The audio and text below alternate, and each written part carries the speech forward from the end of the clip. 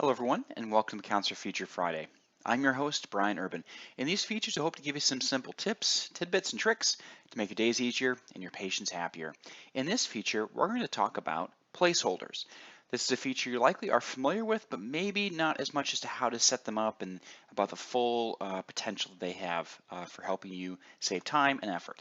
So we're going to do first just look at a very common area where placeholders are used just to familiarize ourselves. We'll jump into an existing patient visit here and go right into the results section. So this is an example of a hearing test that's already been completed.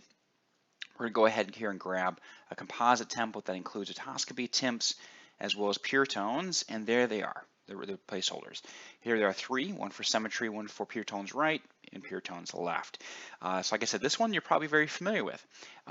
These placeholders, of course, will automatically enter the text for whatever they are representing, whether it is type of hearing loss or a whole wide gamut of other things related to the clinic, related to the clinician, related to some general, current date and time, as well as a ton of patient-specific placeholders as well.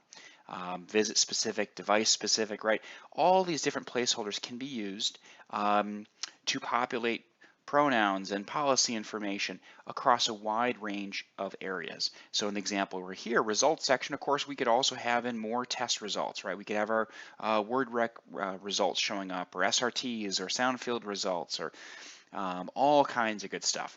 So whether you write very short reports or, very efficient, audio-based reports, or you're doing auditory processing evals or tinnitus evals or vestibular, electrophys or pediatric or SLP, and your reports are longer, we can assist you with getting placeholders in your templates to make it really simple to make those areas autofill.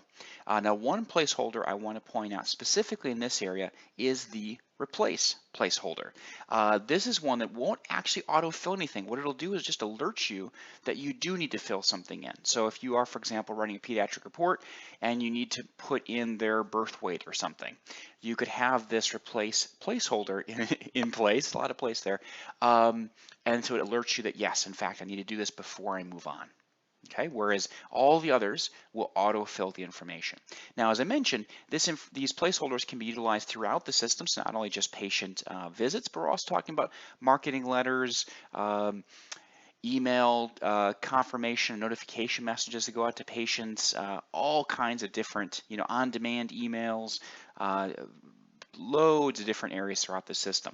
And of course, they can be added on the fly. So for example, if you were creating a patient note, you could add a placeholder as you're going along, right? And insert the patient's physician's name, right? And it will go ahead and pull that in. Now, so there you go. So now you can see the patient's physician's name.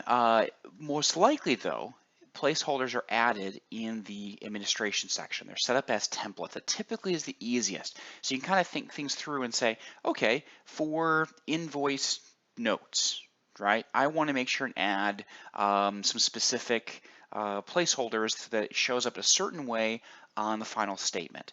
Or if I'm looking at patient report recommendation templates, or like we're looking at before, professional report results, or fax cover sheets, or all kinds of different things. Almost all of these areas have the ability to host placeholders. And so basically the point is, you can pop in here, you can create your own templates, you can add your own placeholders. If you run into any issues or have any questions, we're very happy to help. So you could even provide us with just simple statements, right? Email it to our support team and basically say, I'd like templates that say this, right? And then we can go in and build it for you and put it in placeholders and make sure everything looks good. This is particularly important if you ever need placeholders to go, say, within a table. There are many of you who use tables, like in the results section or the custom section, or other ways placed in the system. That way we can go in there and actually, build it in for you. So the long and short of this is that placeholders can save you a huge amount of time, whether you're customizing, task templates or other templates throughout the system, so it'll autofill where you need, when you need, without you having to look up that information manually and enter it. It cuts on errors and saves on time. So we're, of course, always happy to help you with this. So give us a call, email us, live chat us. Let us know if we can assist you in any way. Thank you very much for joining us for Counselor Feature Friday. And as always, have a wonderful, wonderful weekend.